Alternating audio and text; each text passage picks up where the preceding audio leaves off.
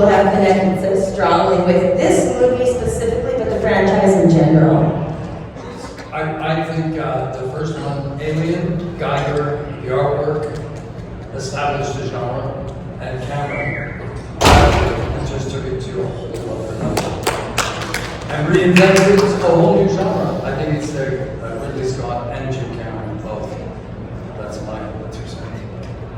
I think it's kind of a relatable movie though too. Like I get a lot of people talking to me about like they joined the Marines because of that, or they watched it before they were deployed somewhere. And I think it's kind of relatable, but also the special effects are so good, especially for the 80s. And I think that it just kind of resonates with people. And it's one of those movies that people share with their kids and then their kids, and it just kind of, and then it becomes a bond that they have with someone. I think there are a couple of other facets, one of which is that I think it was just about the first movie where women were kicking the ass. And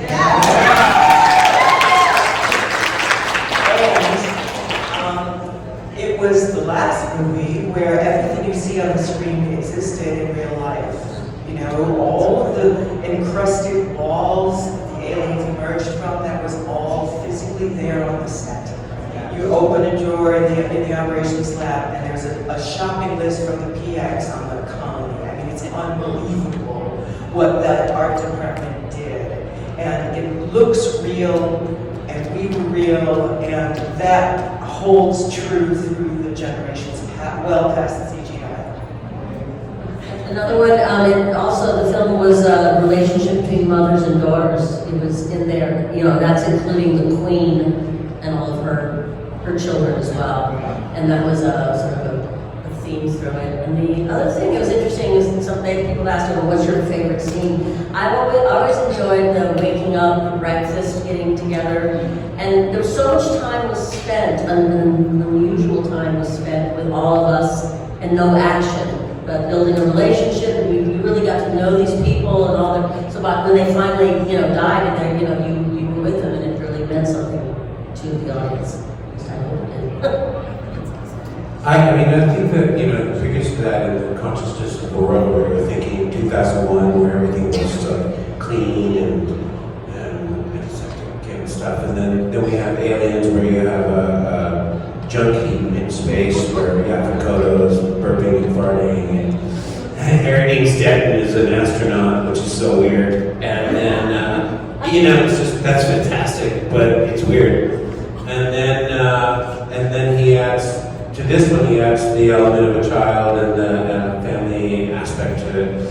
And it's an extension of that, you know? But also, James Cameron is so good at tension and creating it into a horror film, too.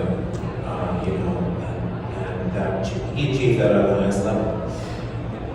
It's also not that frequent that you get a spectrum of characters that are all completely different, fully formed people. And anytime anybody walks on the stage, you can plug into another story. That's not very, that you care for all the characters as much as each other. It's not very often that happens. Cameras. Come on. Stop it, Rolston. Yeah. Space Marines. That's right, that's right. Marines in space. In a flying gun. The spaceships are flying gun. Carrying awesome guns, but Space Marines in space. Fuck yeah. And just to say, you know, the advantage of being older and being able to look back is to know that the atmosphere that we created, or Jim created for the world, and we had the pleasure of being around. You saw ultimate craftsmen. All the crew at Pinewood Studios did things that they don't do anymore. It's all computer generated. It's beautifully done often, but that technology won't stop. But it was a real movie of craft, and Jim crafted it beautifully. What they said? Yeah, because you're tired. No, I think honestly what they said, but also one thing I didn't hear was the diversity of the cast. And this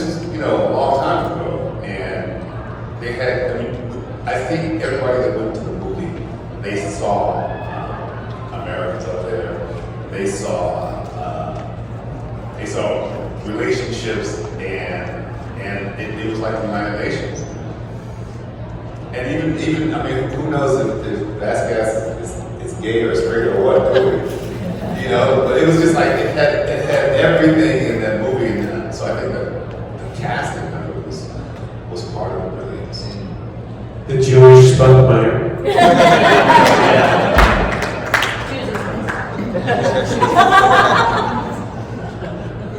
And we must give a great big welcome to newcomer to Days of the Dead, Carrie's brother. Please, everyone.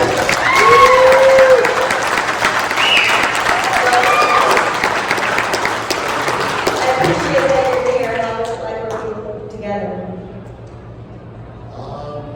I would say it's a lot like being at home.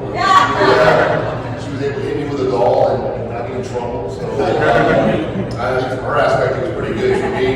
I mean, it was pretty good too because I mean, being on the set was an incredible experience. I mean, seeing it kind of took some of the mystery away from the movie making because you got to see how it was done. But like everyone said, the fact that everything was real, it was pretty amazing experience. And you guys were also very, very young. I'll leave it as well, sorry. You guys are also young, but like, how did this fall into your lap? How did you get this job? So mine was completely random and really kind of weird for nowadays, but I was eating lunch in my school cafeteria, and normally I actually would go home for lunch because we could, and I was living in England at an Air Force base. And so I didn't go home for lunch that day because my mom was going to be gone, so I happened to be eating lunch in the school cafeteria. They came around taking pictures of all the little girls, which now is kind of creepy to think. But I mean, it was the 80s, like, I didn't think anything of it. I never even actually mentioned it to my family when I got home. And a couple days later, my dad said, because the school nurse was working with him when my dad was a medic at the hospital. And so she's like, oh, kind of explain what had happened, that there were some people and they were really interested in me. And so my dad said, hey, did someone take your picture? And I was like, oh yeah, you know. And again, I didn't really think too much of it. And he kind of explained to me, he's like, well, they might be calling and would you like to try out for a movie? And I was like, well, sure, I've never done that before, so why not? So we tried out and just kind of kept, they had a lot of auditions at the school. And my mom would come, obviously, with myself and my brother. And I seemed to read a lot of the parts from the Jordan family. And so they would just say, well, can your brother just come in and read for Timmy, just to make it a little bit easier. And then after they offered like several auditions later, and then they flew Sigourney over, which I was super impressed back then, because she flew over on the Concorde, and I was like, whoa. I mean, I don't know what I was more impressed by. She was in Ghostbusters or the Concorde. So I went in, obviously, and I was like, can I please have your autograph? And they thought it was funny because by then they pretty much knew that they were going to have me do it. And then they called back shortly after and said that I had the part. And then they said, and would Chris like to go ahead and meet her brother? So it worked out really well. And it was awesome for me filming with my brother because my mom was on set. I could see her from where I was at.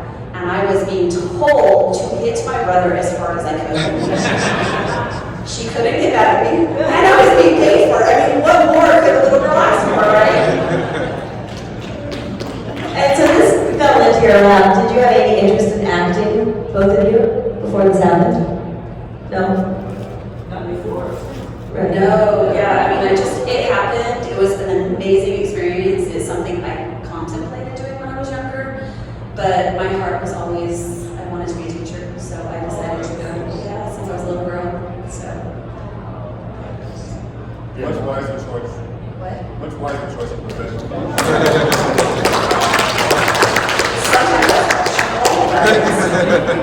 Yeah, no, I mean, I think it was just kind of a fluke thing. We had no, I mean, I don't think we had any clue what we were getting into. We had no I mean, and now, 37 years later, it's mind-blowing. You're going to be sitting here on stage with your sister going, whoa. Well, I remember going to a screening. I was pregnant with my daughter, and Jeanette was there. And she was like, have you gone to conventions? I was like, what's that? And she's like, wait, you haven't gone to any? And I said, no, I don't even know what that is. She's like, Carrie, you've got to go to some of these things. It's pretty cool. And then shortly after that, I was invited to my first one. So, I mean, I had no real clue, even how big Aliens was because I don't live in LA. I have my own life. This is like my secret hidden life that, I mean, people know about, but it's not something that it doesn't define me. It's part of me, but, Do we have any audience questions? Yes, first you and then you. I love Xenomorph Rule. How was you got any stories for Sigourney Weaver or any of the real good cast? How was it like to working with them? I was like working with Xenomorphs and with Sigourney? Was it both or just, No. just Sigourney? How is it working with which of the actors had good stories to share and was a joy to work with? Well, I worked very closely with the Xenomorph because he grabbed me and took me straight up in the air. And you talk about old school. This is about the most big, not even a harness. This is the most basic stunt I've ever heard of in my life. It was a giant seesaw. Gigantic seesaw with one end about 6 feet off the ground.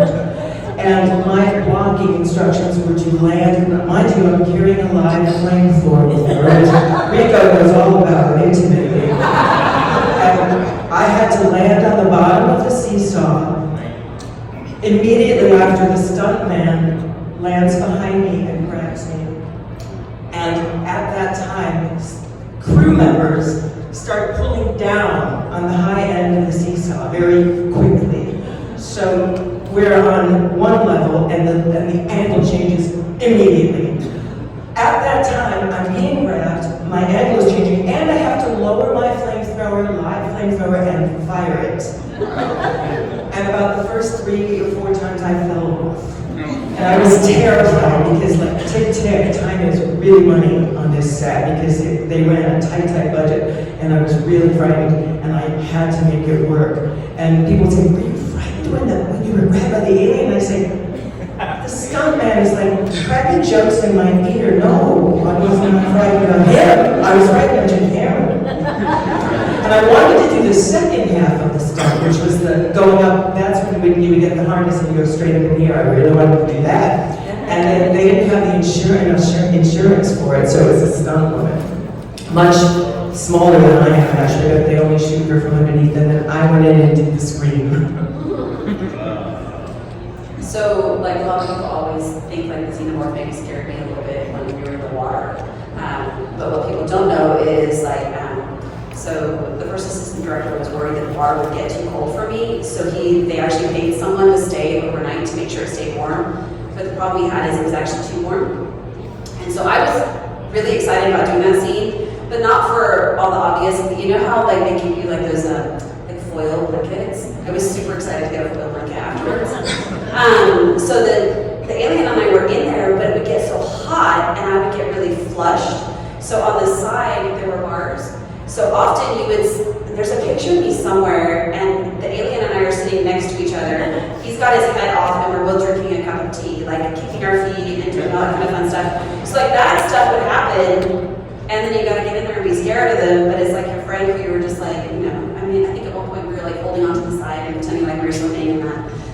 So it sometimes was kind of difficult, even like with the Queen, 10 minutes before we took the shot, your friends are like hanging out of the Queen, and it's like, it's hard to be scared of something when you know kind of what's going on, I think. You're the only person who was warm on that set, by the way. It was freezing cold. And they had to keep coming, putting this gel on our face to make us look like we're sweating. I'm glad I was warm then.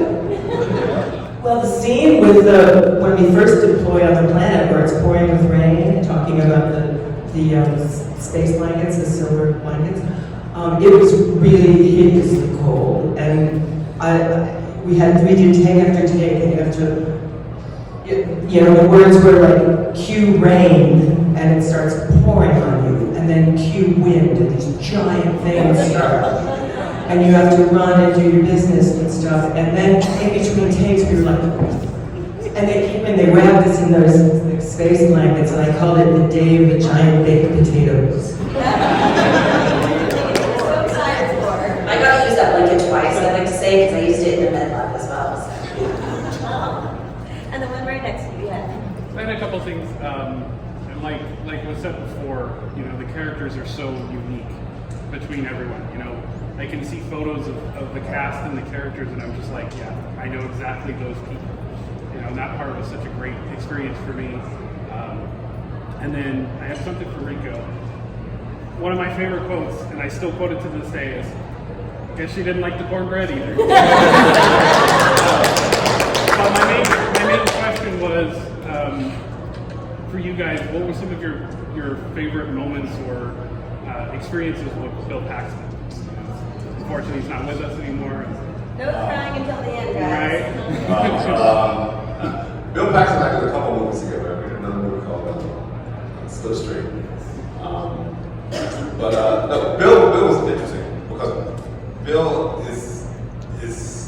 he seems to be very at home in his skin, no matter where he is or who he's speaking with. And he also had this ability to make you feel special. And I guess because he's from Texas, he had all these sayings that were just like crack this Chicago boy up. He would just say shit, and it made complete sense what he was saying. He would be talking about, he could maybe talk about a cow or something. He just say something, I know exactly what he means, and it was just the Bill-isms. And I remember on set that there was a time when he would often be to the side working this big monologue he had to do with the drop scene. And I remember listening to it and thinking, I don't know if he's gonna make this work. I don't know if this is gonna work. And the movie came out, and I thought he stole the show with that fucking monologue. And it just goes to show that you just don't know until you put all the pieces together. Musically, the lighting, all the teamwork, and all of a sudden magic happened. So it was great work with Bill. And even after the movie, he and I really had a nice relationship. Yeah, Bill was certainly the most generous, enthusiastic, engaging kind of person you'd ever meet. Honestly, most in Hollywood they say Tom Hanks is the most loved, but it was really Paxton. He was just the most generous soul. And to his terrible words, I mean, my God, there's so many stories we like to tell. Some of which he probably before we did. But really, real gentleman that missed a lot. I always tell people like, this is my first movie, and I was totally freaked out, you know, walking into Pinewood, it's just crazy, and, you know, just trying to hold it together.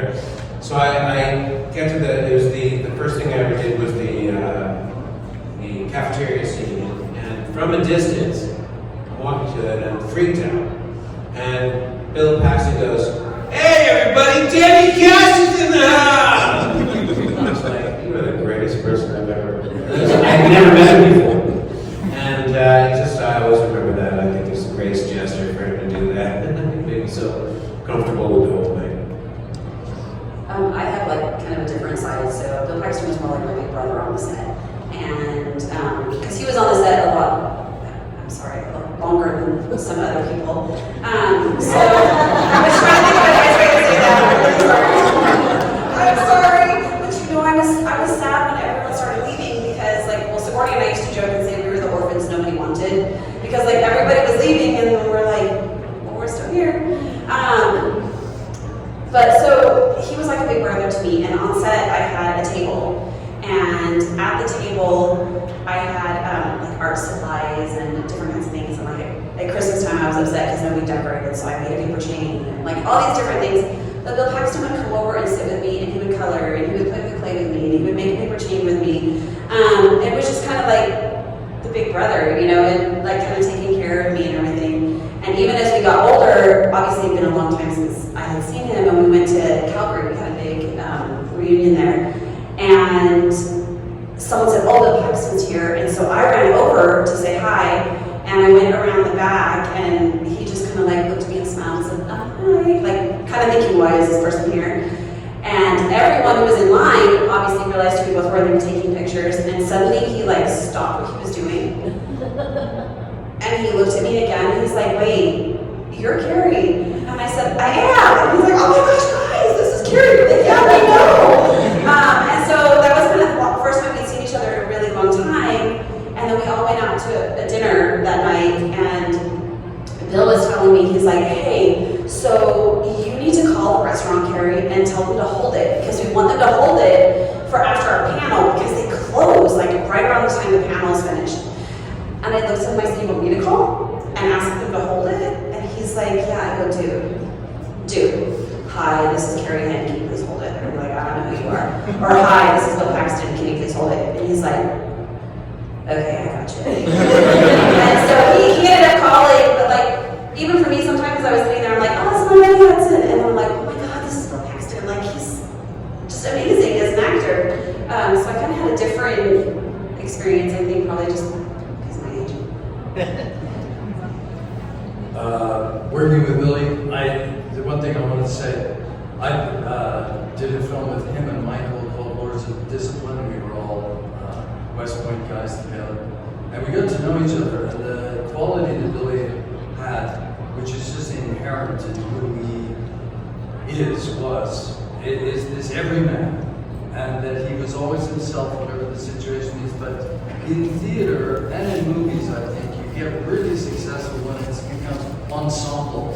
Everybody's doing their job, their own job as best they can, and the film has that chemistry. And Billy was always a huge glue when you worked with him, because he was always just fun to be around, an amazing art, and he took everybody just for who they were. That's why he's so known in LA. Can I tell you a really cool story about Bill that he was telling me last time I saw him? He was actually at JFK's last, did he tell you guys that? Yeah, he was at his last speech, yeah. And if you like Google and see a picture from JFK, there's a few pictures from JFK's point of view, and you see two boys sitting on shoulders, and it was him and his cousin. So he and I had some really cool information, like discussions about that, and he had a lot to do with the museum that they have. He bought different things and donated it, so it was pretty cool. I mean,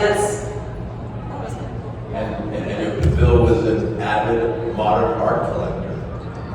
This was his passion. His children were his real passion. But speaking of others who are missed, like Al Matthews. I mean, that talk about real deal energy for a crew of Marines, and tremendous character, amazingly complex, bona fide, Green Beret, served in Vietnam, but interesting journey that Al took. He does this great movie, it's a huge role, and he disappears to Spain. Is that right? And then he retired and died. But he was a real deal lovely guy.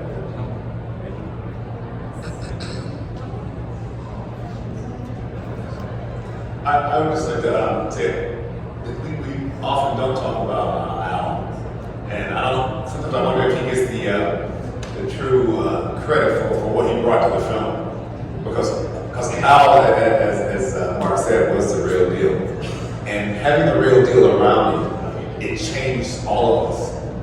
It showed us the level of what we're talking about, and I think besides having us do a little boot camp before we started filming, I think having Al on set really kind of gave us the authenticity that we needed for that project.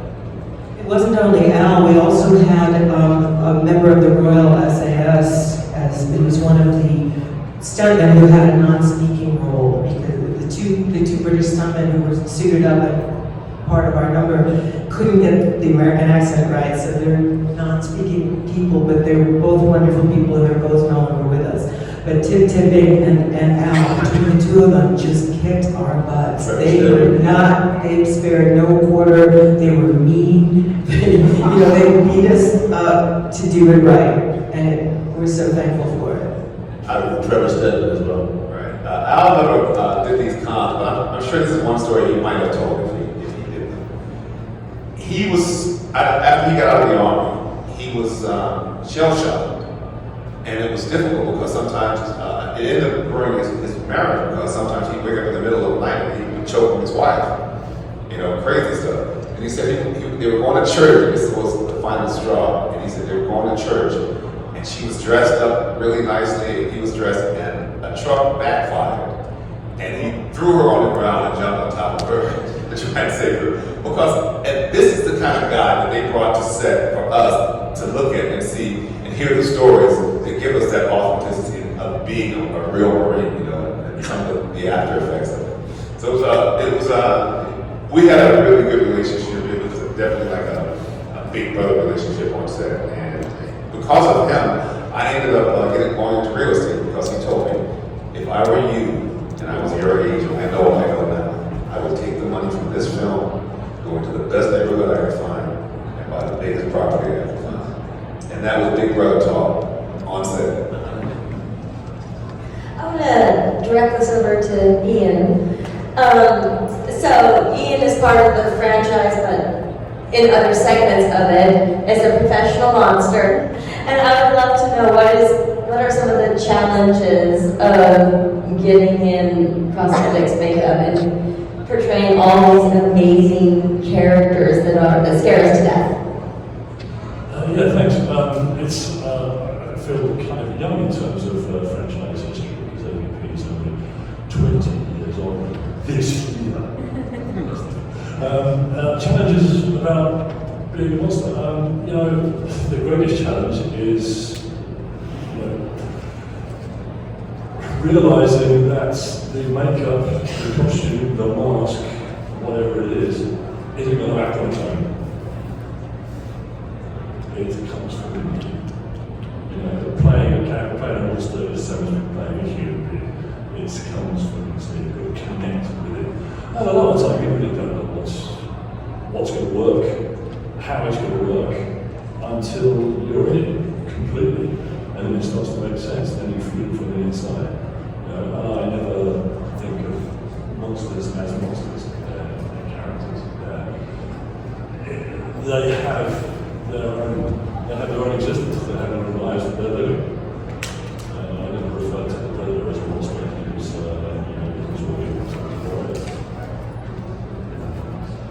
So you've got to build a life for this character, not just a character that doesn't exist, but a character that can't possibly exist ever. Make it up. So in your process, in your acting process of developing these characters, how important is costume and makeup? Or do you pretty much kind of know what this character is, like you said, in its heart, before you put that on? It all starts with a costume, because it all starts with, everything starts with the written word, the script. But then the designers design these characters and design over the years, over the past 20 years. Well, these designers have become very good friends of mine. And then you look at these characters and they build the costumes and you go in to be fitted for the costume. And you look at each other in the mirror and then you start to play with it and see where maybe somebody you don't want to go, at least you try it. And eventually the magic will start Can I ask you a question? This is the kind of question I would ask backstage, but since you guys are all here, as an actor, if I ever have to play the villain, I make sure I find justifiable reasons why the villain is doing what he's doing. And as a villain, I feel that my justification is just as important as the hero's is for what he wants to do. Absolutely. And so I'm wondering, as a monster, do you justify all the actions that you take? Absolutely. Villains don't want to be villains. Right. Villainy comes from a much deeper psychological complex. So I've got to find that psychological complex. And I will go insane trying to think of how an alien thinks. So I humanize it.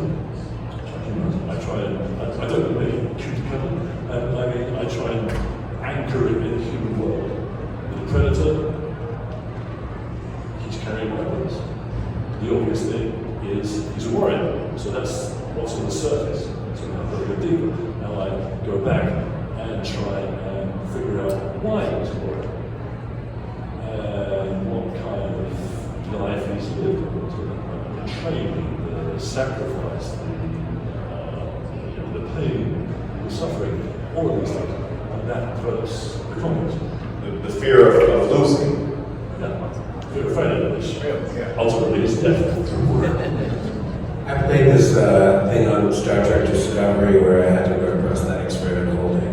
And the one thing I wanted to do was something that I'd never seen anyone do. I picked my nose, and I remember this crazy.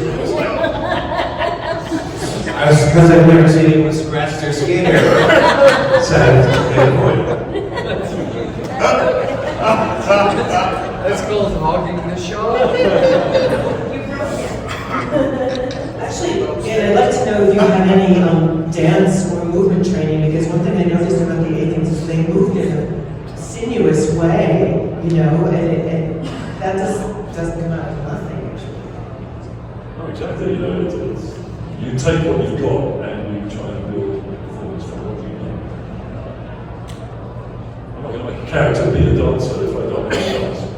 I'm going to use what I, my knowledge, my experience. Also, talk about somebody who's not here. There. Is Lance Henriksen's performance a vision?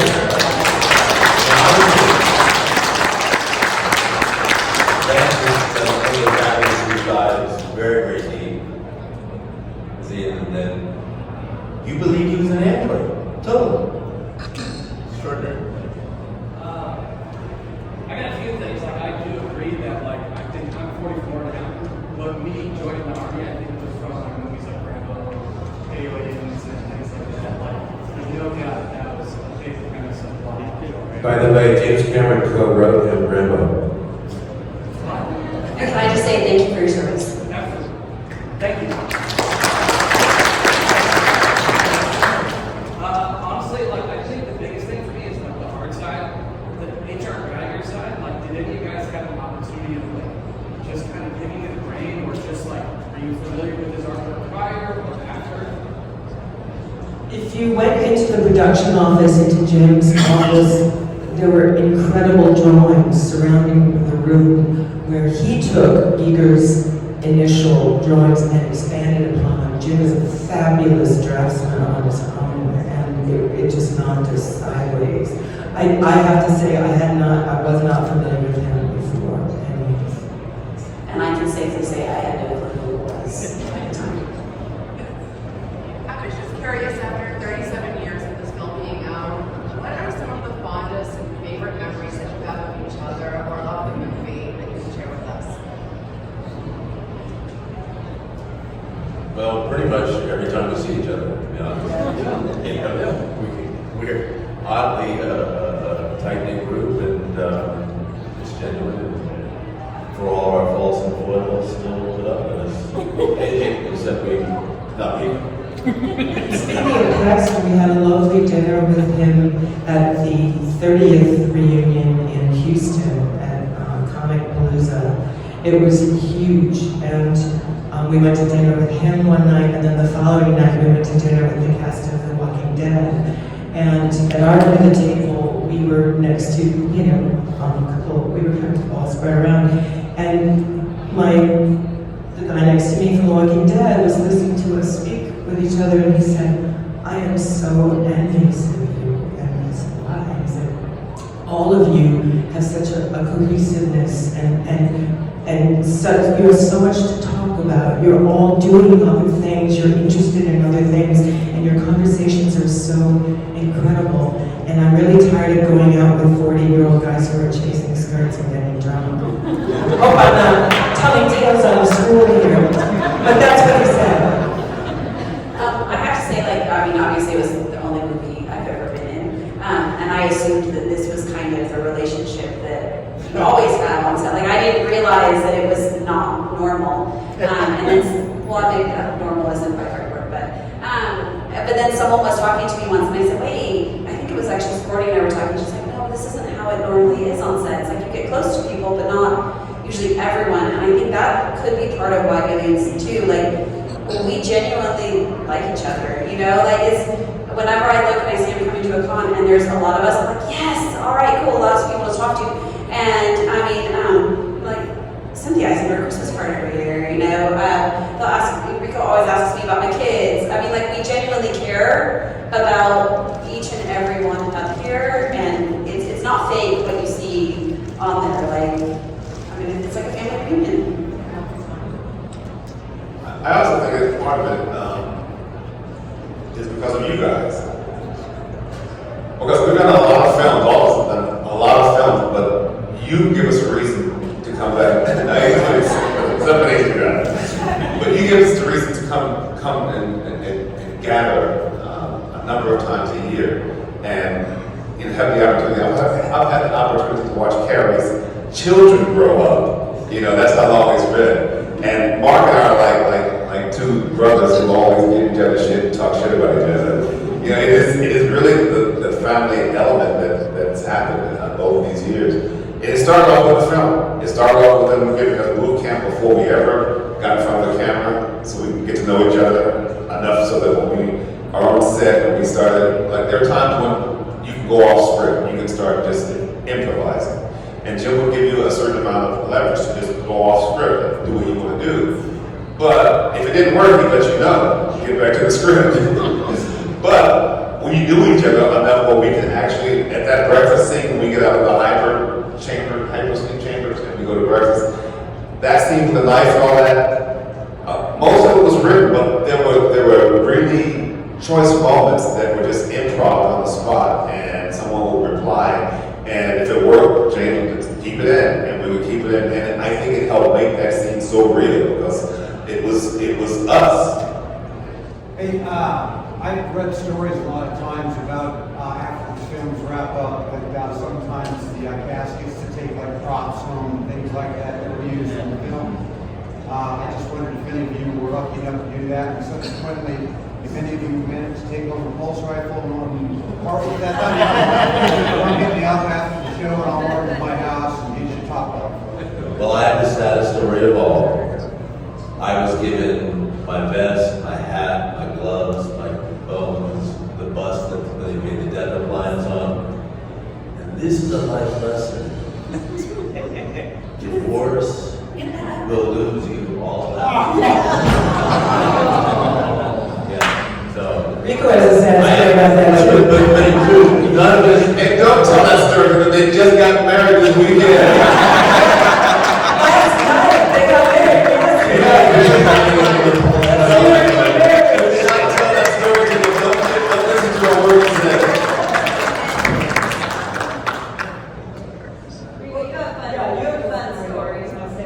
About what you kept from the movie, right? I'm sorry? You have a sad story about what you kept from the movie. Oh, yeah, that's sad.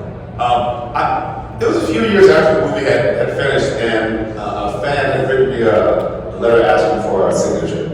And the letter said that we're going to go to school dressed as the alien characters, and I'm going as Frost. So I gave her a photograph sign, and I thought, she's going as Frost. I took my dog tag, and I put it in the bag. I thought, she's going to kill him with this.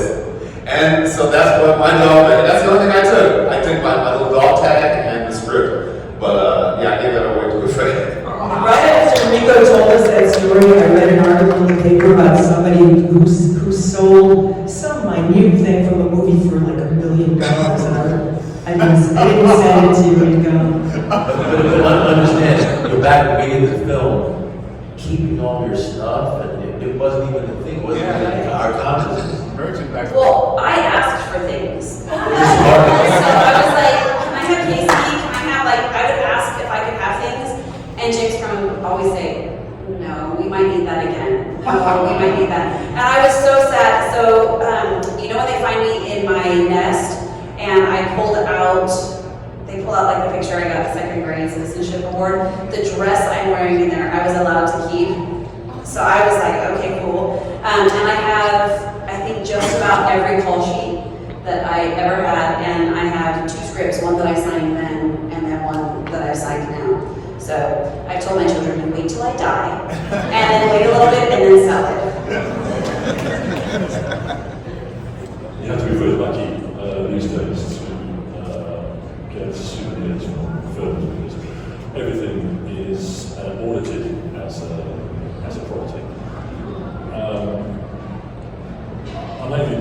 I asked Tom McGuffrey if I could take us in. I said, look, you've got lots of these daggers. The brother had this elaborate dagger that he wore on his shin.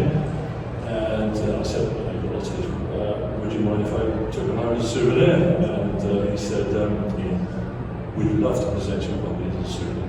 We really would. But they've all been stolen. We've got one left. That's what we have to finish the film with.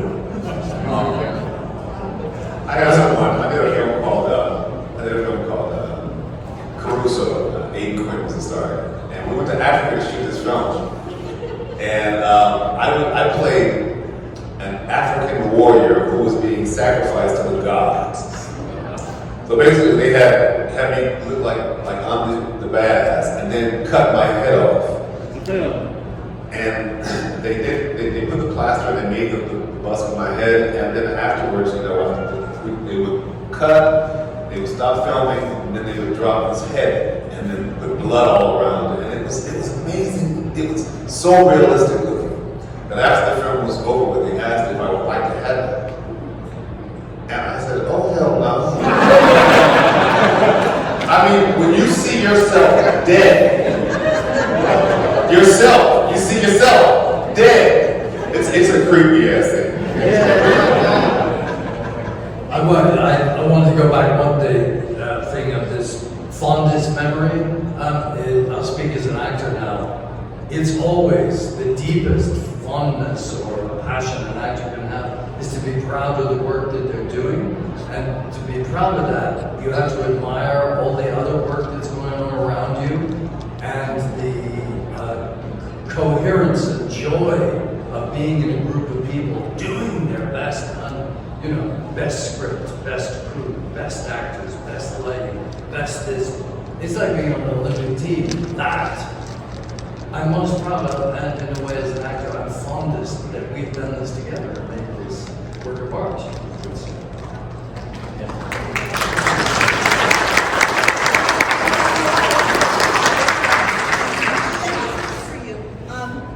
Did you plan on being a character actor prior to ending your basketball career? No, and I still have no plan. Also, I know that all of you are iconic in this movie and just fabulous. Do you have a role that is your favorite, or is this one your favorite? That's easy for me. It was this one. I was going to say the same thing. It's pretty easy. I think my favorite role was a role I played in this TV series called with Adrian. Highlander, that's it, Highlander. I played the role of Highlander. Thank you for that. And the director flew me over, and me and the lead, Adrian, he played the Highlander. We have modeled together years earlier, and I was modeling, and I was living in England modeling, and I would come here, I would come to LA for the pilot season. And so we ended up our last show, we would go all around Europe, and our last fashion show would end up here in Vegas. And then I told Adrian, I said, I'm driving to LA, I'm going to be there for the pilot season. He goes, can I come? So he goes with me. And while we're there, we ended up going skiing. And on the way back from skiing, he fell in love with California and said, I want to stay here, I want to work as an actor here. I said, do it, man. 2 years later, he was on a TV series. And then a number of years after that, he was a Highlander.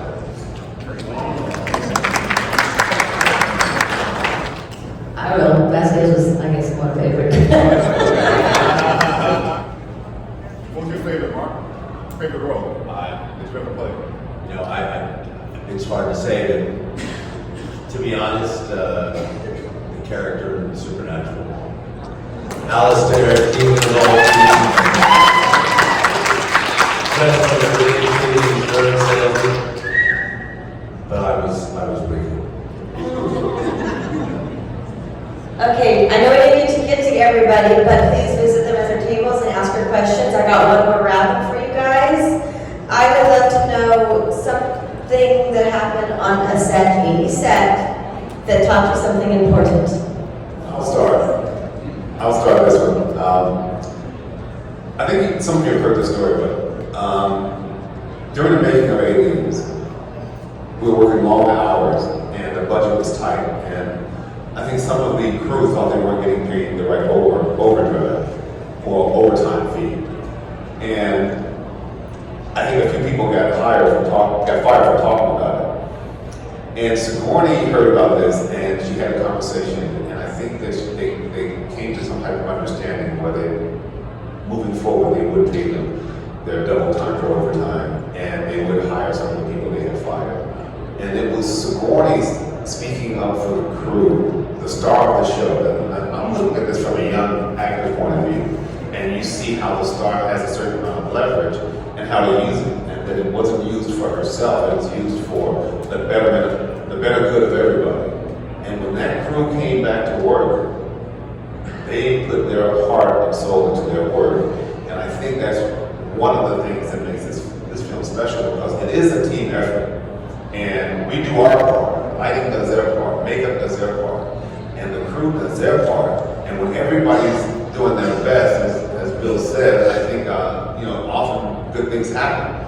But for me, it was just watching how she managed to change the situation, not with force or anger, but just having that conversation and doing the right thing. So that was a big lesson for me. Follow that shit.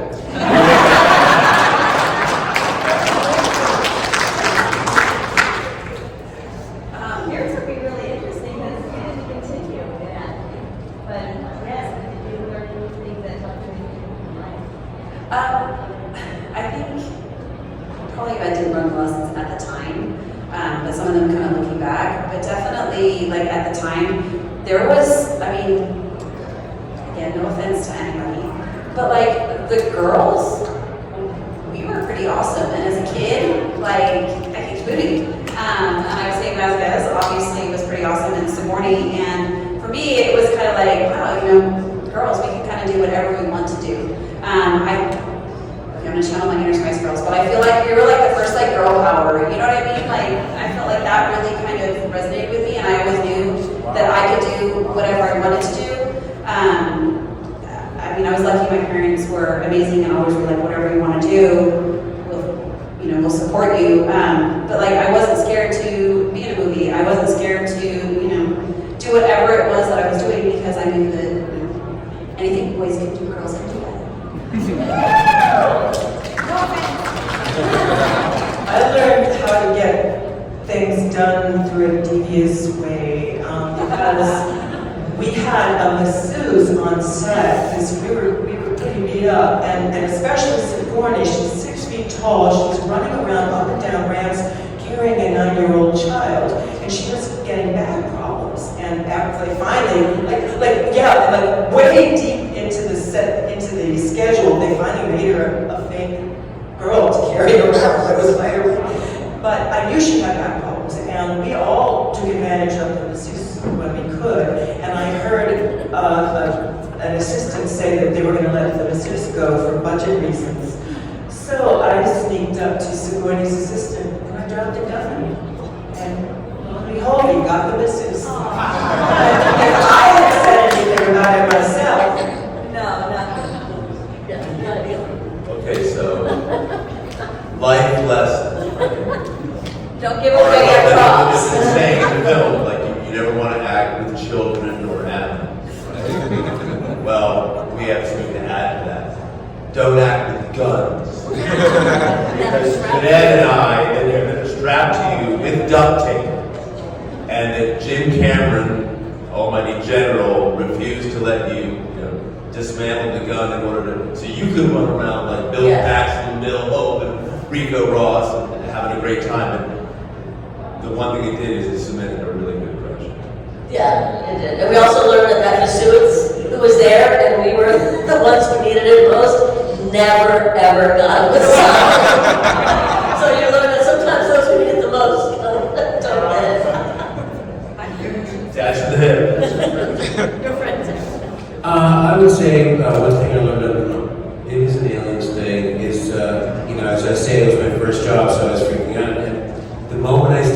set, Sigourney came up to me privately and said, "Hi, I'm Sigourney Weaver, and I'm so happy to have you in our cast."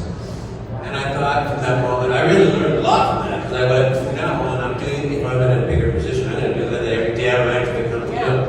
And that was such a generous moment, and I also thought in my head, you should do that, and you did. So it's very impressive, and it seemed genuine as well. So I think that probably helped the world of the movie set a lot, that kind of attitude from her. Thank you guys. Everyone give it up.